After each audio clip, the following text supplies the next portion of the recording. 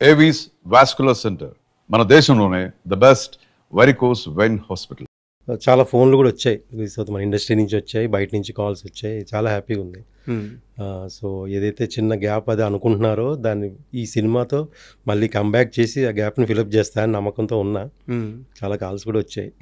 And Shivraj Kumar అంటే వారు ఎంత పెద్ద యాక్టరో, అసలు వాళ్ళ ఫ్యామిలీ హిస్టరీ కానీ, సో సౌత్ మొత్తం తెలిసిన యాక్టర్. సో ఇటుపక్క రామ్ చరణ్ గారు అంటే ఇప్పుడు పాన్ ఇండియాకి సంబంధించిన బిగ్గెస్ట్ స్టార్.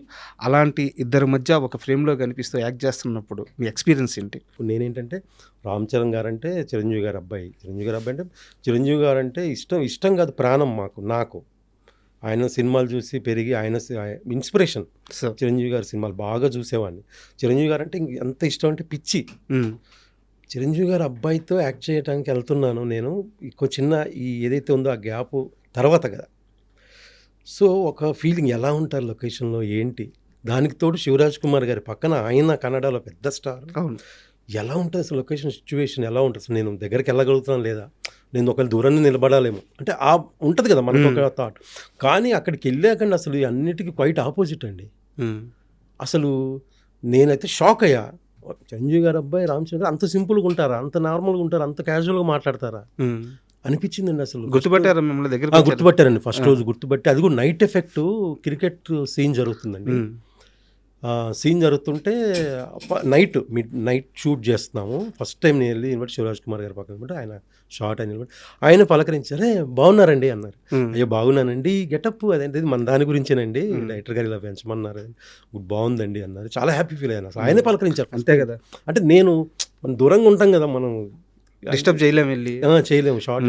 ఆయనంతటా ఆయనే వచ్చి పలకరించారు. చాలా హ్యాపీ. తర్వాత హాస్పిటల్ సీన్లో అక్కడిక్కడ ఆయనతో చాలా డిస్కషన్ చేశాను. చిరంజీవి గారు అంటే బాగా ఇష్టం అండి నాకు, ఏదైనా మాట్లాడి ఆ డిస్కషన్ అంతా బాగా ఇదయ్యారు.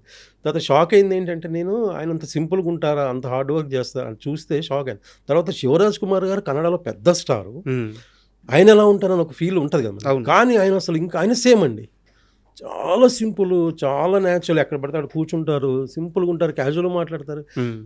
మనకు మాత్రం ఆయన రాంగ్ ఒకటి ఉంటుంది కదా, ఆయన అసలు లేదు అంటారు. చాలా హ్యాపీ అండి నాకు. అసలు ఫస్ట్ రోజు రెండో రోజు నుంచి ఇంకా అసలు తర్వాత ఫ్రెండ్స్ అయిపోయాం శివరాజ్ కుమార్ గారు మేమందరం. అండ్ ఆ హాస్పిటల్ సీన్ గురించి చెప్పండి.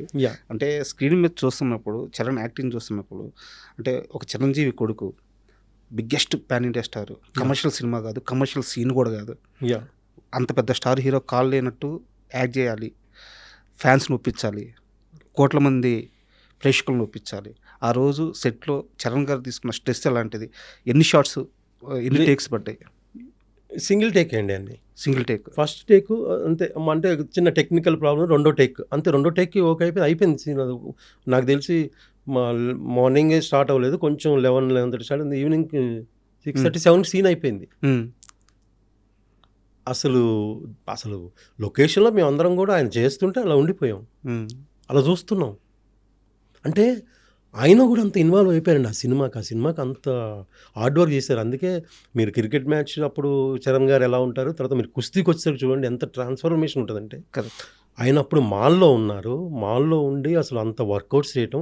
మేమన్నా కూడా మాకేముంది షార్ట్ అయిపోయింది గ్యాప్లో మేము కూర్చుంటాం, కానీ మనకు అందగాదండి. ఆ షార్ట్లో కుస్తీ చేయాలి, ఫిజికల్ హార్డ్ వర్క్ చేయాలి, మళ్ళీ అక్కడి నుంచి ఆ షార్ట్ గ్యాప్లో మళ్ళీ వెళ్ళి డంబెల్స్ చేసేవాళ్ళు, రోప్స్ అన్నీ ఎక్సర్సైజ్ చేస్తూనే ఉండేవాళ్ళు షార్ట్. అంటే షూటింగ్ వచ్చిన దగ్గర నుంచి ప్యాకప్ చెప్పే వరకు హార్డ్ వర్క్, ఫిజికల్గా వర్క్, బ్రెయిన్గా వర్క్, రెండు రకాలుగా చాలా హార్డ్ వర్క్ చేశారండి.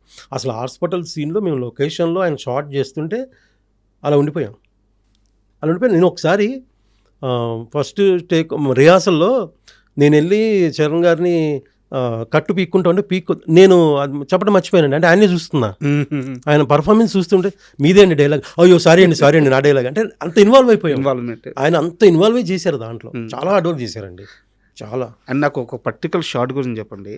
ఆ ట్రాన్సాక్షన్ పీరియడ్ ఉంటుంది కదా, క్రికెట్ నుంచి కుస్తీకి వచ్చేది, మనుషులందరూ అట్లా పట్టుకొని ఉంటే అట్లా అందరిని ఎత్తుకుంటూ వచ్చి ఆ చెయ్యి అలా పెడతారు, నాకు కుస్తీ నేర్పించు అని చెప్పేసి. శివరాజ్ కుమార్ గారు చేతి మీద కాల్ ఇంటర్వెల్. సార్ అది రియల్ షాట్ అంటే చరణ్ గారే చేశారా, లేకుంటే ఆ షాట్ డూప్ ఏమన్నా పెట్టారా? అది రియల్ షాట్ అది ఒప్పుకున్నారు ఆయన? ఒప్పుకున్నారు. అది నేను ఆ సినిమాని అంతా నమ్మారండి పెద్ద రామ్ చరణ్ గారు, డైరెక్టర్ గారిని, సినిమాని, ఆ కథని నమ్మి అంత హార్డ్ వర్క్ చేస్తూ వెళ్ళారు. ఆయనకి ఏం లేదండి, చిరంజీవి గారు ఎలాగా ఫ్యాన్స్కి ఏం కావాలో ఇవ్వాలో అలాగే చరణ్ గారు ఫ్యాన్స్కి ఏం కావాలో అది ఇచ్చేస్తారు. ఓకే అది ఎంత హార్డ్ వర్క్ అని చేసేస్తారు అంతే. సార్, పెద్ద సినిమా గురించి కాస్త పక్కన పెడదాము. ఓకే. మీ పర్సనల్ లైఫ్కి సంబంధించిన ఒక చిన్న ప్రశ్న ఉంది. నాకు మీ నాన్నగారి గురించి తెలుసుకోవాలని ఉంది. ఎందుకంటే ఒక సందర్భం మీరు మాట్లాడుతూ మా నాన్నగారు ఈ కమ్యూనిస్టు సిద్ధాంతాలని చాలా ఎక్కువగా నమ్మే మనిషి. అవును.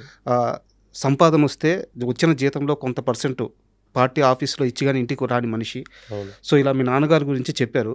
బట్ ఆ ఇంటర్వ్యూలో అది ప్రొలాంగ్ అవ్వలేదు. ఓకే. నాకు కాస్త మీ నాన్నగారి వ్యక్తిత్వం గురించి, సమాజం పట్ల ఆయన అవగాహన గురించి నాకు కాస్త క్లియర్గా చెప్తారు. ఆయనకి ఏంటంటే మా నాన్నగారు అంటే మాకు చాలా భయం అండి. మొత్తం అందరికీ భయమే, ఫ్యామిలీ మొత్తం భయమే. ఎందుకంటే ఎప్పుడు నవ్వరండి. మా నాన్నగారు నవ్విన సందర్భాలు చాలా తక్కువ. ఎప్పుడు సీరియస్గా ఉండేవాళ్ళు. ఎంత భయం అంటే మాకు చాలా భయం. ఎందుకు నేను మా నాన్నగారు వస్తున్నారంటే అక్కడ గేట్ సౌండ్ అవుతే ఆ టైంలో ఎక్కడన్నా ఆయన వస్తారనే టైం మనకు తెలుసు కాబట్టి ఆ టైం గేట్ సౌండ్ అయింది, బుక్ తీసుకొని కూర్చోవాలి. చదువుతామా లేదా పక్కన ఆయనకి బుక్ చూస్తూ చదువుతూ కనపడాలి. ఆయన ఎప్పుడు చదవనే తప్ప ఇంక వేరే చెప్పేవాడు కాదు మాకు. చదువే, ఇంక వేరే లేదు. ఆయనకి బాగా కమ్యూనిస్ట్ భావాలు ఎక్కువ అండి. చాలా కమ్యూనిస్టు అంటే ఇక ఆయనకి ఇష్టం. ఆయన బాగా ఇష్టం కమ్యూనిస్ట్ భావాలు. సో అలాగా ఆయన ఉద్యోగం నుంచి శాలరీ తీసుకొని ఇంటికి వస్తూ ఆ శాలరీలో కొంత భాగం వాళ్ళ యూనియన్ ఆఫీస్ ఉండేది కదా, ఆర్టీసీకి సంబంధించి కమ్యూనిస్ట్ యూనియన్, అదే SWF, అక్కడ ఎంతో కొంత ఇచ్చే ఇంటికి వచ్చేవాళ్ళు. ఇదేంటి ఈ నెల కొంచెం తగ్గిందంటే అది చెప్పేసేవాళ్ళు. అట్లా ఇచ్చేసాను, పార్టీలో కొంచెం ఇచ్చేయాల్సి వచ్చింది. నాకు చాలా ముచ్చటగా అనిపించింది అది. అంటే ఒక మనిషి ఫస్ట్ సమాజానికి డబ్బు ఖర్చు పెట్టి తర్వాత ఇంటికి ఖర్చు పెట్టడం అనేది. అదే అండి, అంత ఆలోచిస్తారు ఆయన. బాగా జనాల గురించి ఆలోచించేవాళ్ళు, బయట జనాల గురించి. అట్లా ఆయన భావాలు అలా ఉండేవి. మా ఇంట్లో కూడా ఏమంటే ఫోటోలు ఉండేవి. ఏమంటే పుచ్చలపల్లి సుందరయ్య, లెనిన్, స్టాలిన్ అన్నీ కమ్యూనిస్ట్ వాళ్ళ ఫోటోలు ఉండేవి ఇంట్లో. తర్వాత పడుకుంటే మిడిల్ క్లాస్ ఫ్యామిలీ అంటే ఏముందండి, పడుకుంటే అటకలు ఉంటాయి మీకు తెలుసు. అయితే అటకల మీద పుస్తకాలు ఉండేవండి, ఎర్ర పుస్తకాలు, రెండు తెలంగాణ సాయుధ పోరాటం, రైతుల సమస్యల గురించి, ఇలా కమ్యూనిస్ట్, భారత కమ్యూనిస్ట్ మార్క్సిస్ట్ అలా పుస్తకాలు అన్నీ ఉండేవి. అలా పుట్టు నాకు అవి కనపడుతున్నాయి, రెడ్ కలర్ పుస్తకాలు. అలాగే నా ఆలోచన ఏంటంటే నాకు ఈ భావాలు లేవండి. నాకెంతసేపు సినిమా, ఎంటర్టైన్మెంట్, ఫ్రెండ్స్ ఇలా ఉండేది నాకు. అయితే మా ఇంట్లో పేపర్ కూడా నేను పొద్దున డోర్ ఓపెన్ చేస్తే ప్రజాశక్తి పేపర్ ఉండేది. దాంట్లో సినిమా న్యూస్ ఉండేది కాదు. ఇప్పుడు వేస్తున్నారు, అప్పుడు సినిమా న్యూస్ ఉండేది కదా. నాకేమో సినిమా పిచ్చి, సినిమాలంటే పిచ్చి, ఇందులో న్యూస్ ఉండదు, సినిమా న్యూస్ ఉండదు అనుకుంటుండేవాడిని నేను. అంత మంచి వ్యక్తి చేత చిరంజీవి గారి పోస్ట్ ఎందుకు చించారు మీరు? అమ్మ ఇది మీకు తెలుసా? ఓకే. అయితే మనకేంటంటే అండి, ఒక ఏజ్ వరకు మనం తల్లిదండ్రులు భయపడతాము, ఎప్పుడు భయపడతాము. కానీ ఒక ఏజ్ వచ్చాక మనం ఒకటి అనుకొని వెళ్తున్నప్పుడు దానికి ఏమన్నా అడ్డం వస్తుంటే మనం ఎదిరిస్తాం. నేను కంపల్సరీ అవుతాను, మీరు ఎందుకు ఇది చేస్తున్నారని ఒక ఎదిరింపు వస్తుంది. ఆ సందర్భంగా వచ్చింది. నేను సినిమా ఇండస్ట్రీకి వెళ్తున్నానంటే ఆయనకి ఇష్టం లేదు, ఫస్ట్ ఇష్టం లేదండి, అసలు ఇష్టం లేదు. ఆయనకి ఎందుకు ఇష్టం లేదంటే ఏమైపోతాడో వీడని ఒక భయం. అది ఎవరికైనా ఉంటుంది, ఏ తల్లిదండ్రులకైనా ఉంటుంది ఖచ్చితంగా. ఎందుకంటే కొంతమంది దెబ్బతిన్నోళ్ళు ఉన్నారు, కొంతమంది సెటిల్ అయి నిలబడిన వాళ్ళు ఉన్నారు. వీడు ఏమైనా అయిపోతాడేమో, ఏమైనా అయిపోతే మళ్ళీ అందరి ముందు పరువు ఉంటుంది కదా, వాళ్ళ సమస్య వాళ్ళకి. సో అలాగా ఒకసారి నాకు బాగా ఇదయ్యి మా ఫాదర్ మీద కోపంతో ఏం చేశానంటే, చిరంజీవి గారి గ్యాంగ్ లీడర్లో ఒక స్టిల్ ఉంటుంది, నాకు చాలా ఇష్టం పోస్టర్. అది గ్యాస్ కటర్ బట్టి బ్లాక్ స్పెట్స్ పెట్టుకొని ఆ ఫోటో తీసుకొచ్చి అతికిచ్చేసానండి. ఇక్కడే ఏదైతే మా ఫాదర్ వీళ్ళందరూ ఫోటోలు పెడతారో అక్కడ ఫస్ట్ ఫోటో పెట్టిన తర్వాత అప్పుడు మా ఫాదర్ ఆ రోజు ఏమనలేదండి నన్ను. ఆ తర్వాత ఒక 2-3 రోజుల తర్వాత చిన్న ఏదో డిస్కషన్ వచ్చి ఇదవుతుంది కదా, ఆ సందర్భంలో అప్పుడు ఆ ఫోటో తీసి చింపి పడేలేదండి. చింపి ఈయన పెడతాడా నీకు ఫుడ్, ఈయన నీకు ఫుడ్ పెడతాడా, చిరంజీవి నీకు ఫుడ్ పెడతాడా అనేవాడు. నేనేంటంటే అండి, అంటే ఒక ఏజ్ తర్వాత మనం ఎదిరిస్తాం, పెడతాడు నాకు, ఆయన ఫుడ్ పెడతాడు, ఆయన పెడతాడు నాకు ఫుడ్ చూడు అనేవాడిని. నేను ఎందుకు అంత ధైర్యం, నాకు తర్వాత అనిపించింది, నేను ఎందుకని మా ఫాదర్తో అంత ధైర్యంగా మాట్లాడాను అంటే, ఇండస్ట్రీకి వెళ్ళాలి, నేను నిలబడాలి, నేను ఆర్టిస్ట్ అవ్వాలని ఒక కసి ఉంది కదండి. కరెక్ట్. అది ఆ టైంకి అనిపించింది అలాగా. ఈ ఇన్సిడెంట్ ఎప్పుడన్నా చిరంజీవి గారికి చెప్పారా? లేదండి, చెప్పలేదు. నేను చిరంజీవి గారితో ఒకటి ఏంటంటే, నేను ఆయనతో చేశానండి, అప్పటికి నాకు చిత్రం శ్రీను అనే పేరు రాలేదు, నేను అంతా మాస్టర్ అవ్వలేదు. మాస్టర్ సినిమా చేశానండి. మాస్టర్ సినిమాలో యాక్చువల్గా నేను హైదరాబాద్ వచ్చినప్పుడు 95లో వచ్చానండి హైదరాబాద్. అప్పుడు ఏం లేదు, అప్పుడే ఇండస్ట్రీ హైదరాబాద్లో సెటిల్ అయింది. 95లో వచ్చినప్పుడు అప్పుడు నేను కృష్ణానగర్లో ఉండేవాను ఒక రూమ్లో. తర్వాత అప్పుడు గాంధీ అని ఏజెంట్ ఉండేవాడండి, అతను చెప్పాడు మాస్టర్ సినిమా ఓపెనింగ్ జరుగుతుంది అన్నపూర్ణ స్టూడియోలో ఎక్కడో, వెళ్తే అక్కడ నాకు అప్పుడు లాంగ్ హెయిర్ ఉండేది, ఇలాగే లాంగ్ హెయిర్ ఉంటే అక్కడ లాంగ్ హెయిర్ జుట్టున్న వాళ్ళు అడుగుతున్నారు, నువ్వు వెళ్ళొచ్చు కదా అంటే, అప్పటికి నేను ట్రైల్ చేస్తానండి, ఆర్టిస్ట్గా ట్రై చేస్తున్నా. జూనియర్ ఆర్టిస్ట్కి వెళ్ళాను, డాన్సర్గా వెళ్ళాను, బ్యాక్గ్రౌండ్లో నాకు జుట్టు ఉందని తీసుకెళ్ళేవాళ్ళు. చాలా చేశానండి. సీరియల్స్ వెనక బ్యాక్‌గ్రౌండ్‌లో అక్కడ, ఇక్కడ అన్నీ చేశాను. ఎందుకు రాజీవ్ కనకాల గారును, సమీర్ గారు వాళ్ళొక సీరియల్ అండి బాగా ఫేమస్ అది. ఇప్పటికీ చెప్తా ఆడికి గుర్తు చేస్తాను. ఒక సాంగ్ ఉంటదండి సీరియల్ సాంగ్‌లో నేను ఫ్రంట్ డాన్స్ ఆడాను వాళ్ళతో పాటు. ఆ సాంగ్ ఆ సీరియల్ పేరు గుర్తులేదు. ఫేమస్ సీరియల్ అది గూడా. అలా చాలా చేశాను. అప్పుడు చెప్తే అమ్మో! నేను ఎళ్ళాలని చెప్పి నేను అప్పుడేంటంటే ఫోటోసేనండి. ఇప్పుడు ఫోన్ అంటే ఫోన్ అది కాదు. అప్పుడు ఫోటో దిగాల, ఫోటో వెనకాల మన నెంబర్. అది కూడా పీపీ నెంబర్. మన దగ్గర ఫోన్ ఉండదు కదా! అవును. దీనికోసం ఏం చేసేవాడిని నేను, నాకు ఒక కాంటాక్ట్ కావాలి ఎలా అని చెప్పి అప్పుడు కృష్ణానగర్‌లో ఒక ఎస్టీడీ బూత్ ఉండేదండి. ఎస్టీడీ బూత్‌లో అక్కడ పని చేశా కొన్ని రోజులు. అంటే పని కంటే బాబాయ్ అంటాం శంకర్ అని అతను ఎస్టీడీ బూత్ అది. ఆ పని కూడా దేనికి చేయటం అంటే నాకు కాంటాక్ట్ నెంబర్ కావాలి. అక్కడ ఫోన్ ఉంది. సో అక్కడ కొన్ని రోజులు పని చేసేవాళ్ళం అక్కడ.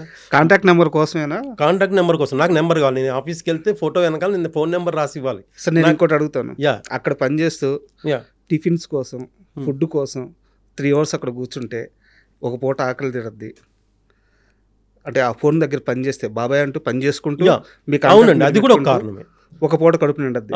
కడుపు ఫుడ్ ఉంది. మీకు తెలియదు. ఇంకో విషయం చెప్తే మీరు షాక్ అవుతారు. ఎదురుగా ఇంద్రలో కాంప్లెక్స్ అని ఉండేది. అక్కడ వైన్ షాప్ ఉండేది. అక్కడ నైట్ వీళ్ళందరూ బీర్ తాగటానికి ఒక ప్లేస్ ఎత్తుక్కుంటూ వస్తే నేను ఈ హెచ్డి బూత్ ఒక 4 ఫ్లోర్ ఉంటుంది పైన. ఆ పైన రాకేష్ మాస్టర్ ఇన్స్టిట్యూట్ ఉండేది. ఆ తర్వాత పెట్టాడు ఆయన. ఆ పైకి వెళ్ళి నేనే ఇన్వైట్ చేశాను. రండి పైకి వెళ్ళి తాగండి, బీర్ బాటిల్స్ అక్కడే వదిలేసి వెళ్ళండి అని. బీర్ బాటిల్ ₹2 వస్తాయి. ఓకే. బీర్ బాటిల్ ₹2 వస్తాయి. పొద్దున్న మళ్ళీ నేను అంటే నైట్ వీళ్ళందరూ వెళ్ళిపోయాక 12:30కి వెళ్ళిపోయి ఎన్ని బీర్ బాటిల్స్ అన్నీ ఒక కవర్లో వేసుకొని వచ్చాను. మార్నింగ్ టిఫిన్కి వెళ్తుంది నాకు. సో అలాగ అక్కడ ఆ తర్వాత రవీంద్ర గారిని ఒక ఆయన పరిచయం. ఆయన న్యూస్ పేపర్ వేసేవారు మార్నింగ్. తర్వాత ఎర్లీ మార్నింగే ఎస్టీడీ బూత్కి బయట ఒక టేబుల్ దగ్గర న్యూస్ పేపర్స్ అమ్మేవాళ్ళం. అక్కడ ఎంతో కొంత చిల్లర వచ్చేది. తెలిసిందంటే కృష్ణానగర్లో సినిమా మీద పిచ్చితో వచ్చిన ఒక మనిషి కృష్ణానగర్లో ఎన్ని బాధలు పడాలో, ఎన్ని ఇబ్బందులు పడాలో అన్నీ పడ్డాడు చిత్రసీను. అయితే చాలా షార్ట్ టైమే, ఎక్కువ టైం కాదు, చాలా షార్ట్ టైం, తక్కువ టైం, బట్ అన్ని కష్టాలు పడ్డాడు. పడ్డాం అంటే తప్పదండి. మనం అంటే ఫిల్మ్ ఇండస్ట్రీ కాదు, ఏ రంగంలో అయినా హార్డ్ వర్క్ చేసి కష్టపడకుండా ముందుకు వెళ్ళలేమండి. నేను అదే ఫిక్స్ అయ్యే బ్రెయిన్లో. సో అలాగైతే ఆ మాస్టర్ సినిమా సెలక్షన్ జరుగుతుంటే అన్నపూర్ణ సెలక్షన్ కాదు, ఓపెనింగ్ అంటే వెళ్ళా. చిరంజీవి గారిని చూసి ఆ తర్వాత రాజీవ్ అని ఆయన ఉన్నాడండి డైరెక్షన్ డిపార్ట్మెంట్. ఆయన తెలుగు కూడా వచ్చు, తమిళ్ బాగా, సురేష్ కృష్ణ. ఆయన డైరెక్ట్గా ఆయన దగ్గరికి వెళ్ళిపోయాడు. ఆయన కోడేటర్ల రేంజ్ వెళ్ళిపోయి నేను ఇలా ఆర్టిస్ట్ ట్రై చేస్తానండి, నాకు ఇంట్రెస్ట్ ఇది అన్నారు. మళ్ళీ తర్వాత తెలుగులో కూడా మాట్లాడారు. దానికి ఫోటో ఇచ్చి వచ్చాను. తర్వాత సరే నన్ను సెలెక్ట్ చేశారండి. సో అదే అక్కడ కూడా ఏంటంటే అండి, నేను డైరెక్ట్గా సెలెక్ట్ అవ్వలేదు, ఆయన బ్రెయిన్లో ఉన్నా నేను. తర్వాత మాకు వేరే ఫ్రెండ్ ద్వారా అతను కోఆర్డినేట్ చేసేవాడు. ఎవరికైతే లాంగ్ హెయిర్ ఉంది, ఎవరైతే హైదరాబాద్ సిటీలో కొంచెం మోడల్స్ లాగా ఉన్నారో అందరినీ స్టూడెంట్ లాగా ఉన్నాను కోఆర్డినేట్ చేసేవాడు. అతను నన్ను కోఆర్డినేట్ చేసేవాడు అండి. నేను అతని ద్వారా వెళ్ళి ఆ సినిమా కమిట్ అయ్యాను. ఆ తర్వాత మీకు ఒక సిచ్యువేషన్ చెప్తాను. సినిమాలో షార్ట్ ఏంటంటే చిరంజీవి గారు నడుచుకుంటూ వస్తా ఉంటే ఫస్ట్ కాలేజీలో ఎంట్రీ, ఒక కుర్రోడు వచ్చి సిగరెట్ పెట్టుకొని వచ్చి ఎక్స్క్యూజ్ మీ మ్యాచ్ బాక్స్ ఉందని అడగాలి. ఎవరు చేస్తారు సార్? నేను చేస్తాను ముందుకు వచ్చేసా చేసి. ఆ రాజీవ్ అనే అతను ఎవరైతే డైరెక్షన్ పెట్టుకున్నారు ఇతను చేస్తాడు, నేను తీసాను. నేనేంటంటే ఆ చిరంజీవి గారు వస్తుంటే నేను ఒక చిన్న బ్యాగ్ ఉంటుంది నాకు వెనక. నాకు అప్పుడు కెమెరా ఫేవర్ అది తెలియదండి, చేసుకోవాలి అంత నాలెడ్జ్ లేదు. సినిమా అంటే ఇష్టమే కానీ అంత లేదు. సో నేను యో అనుకుంటూ వచ్చి ఎక్స్క్యూజ్ మీ మ్యాచ్ బాక్స్ ఉందా అంటే ఆయన అది ఆయన వెళ్ళిపోతాను. అంతే, చిన్న బిట్ అండి.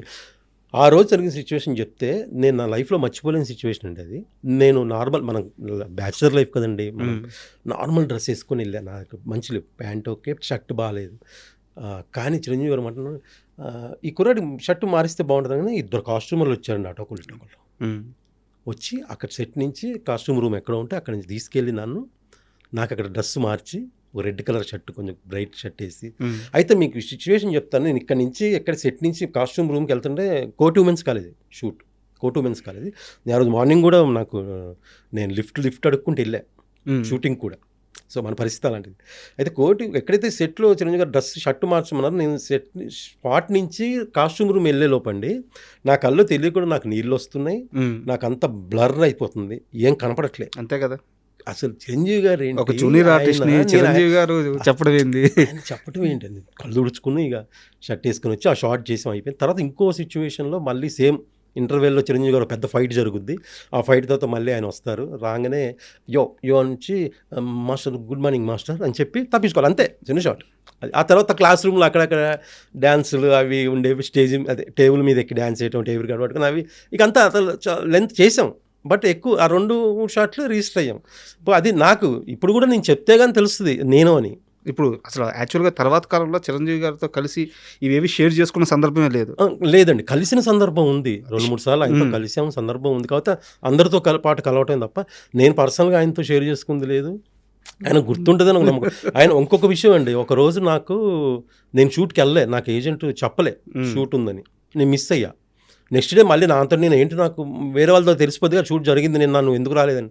అమ్మో నేను రాలేకపోవటం ఏంటంటే, నెక్స్ట్ డే వెళ్తే ఒక మాట అన్నారండి, చిరంజీవి గారు అన్నారంటే ఆ టేబుల్ మీద క్లాస్ రూమ్లో నేనే కనపడుతున్నా డ్యాన్స్ చేస్తూ, మైకేల్ రాలేదా అన్నారంట అని నాకు చెప్పాను. నెక్స్ట్ డే మైకేల్ అన్నారు ఆయన, గుర్తుపెట్టుకున్నారు ఆయన అని.